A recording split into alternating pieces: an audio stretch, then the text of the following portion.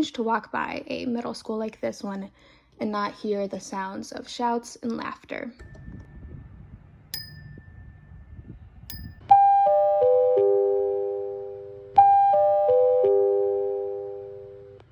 This time has been incredibly difficult for both staff and students at Cherryland Middle School.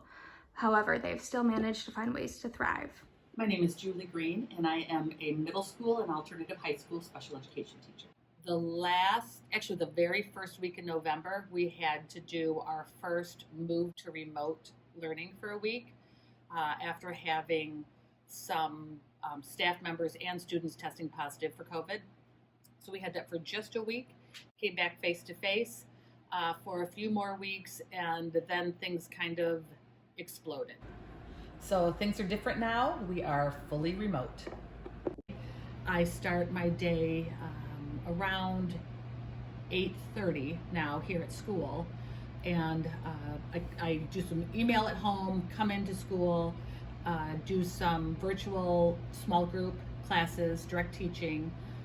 I push into a sixth grade writing class. Monday through Thursday at the middle school, our classes are regularly as scheduled. Fridays, it is a work day for all students, and it's office hours days for the teachers.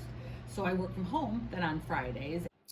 So what was really surprising to me about the online response by our students was that some students who we really, really thought were going to struggle, who struggle a great deal in the classroom, did amazingly well.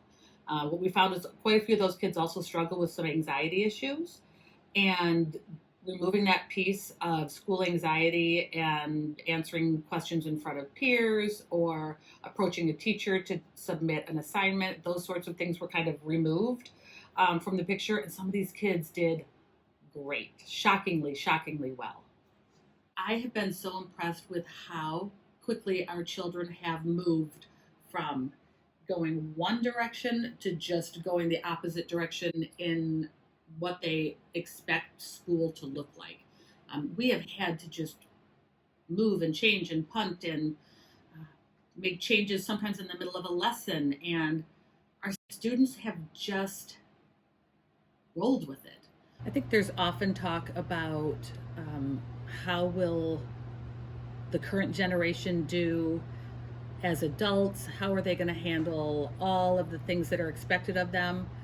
And our students have adapted and thrived in so many ways. And when I look at the way they've handled a lot of what has been difficult for adults to deal with in the past year, I think our future is going to be in very good hands.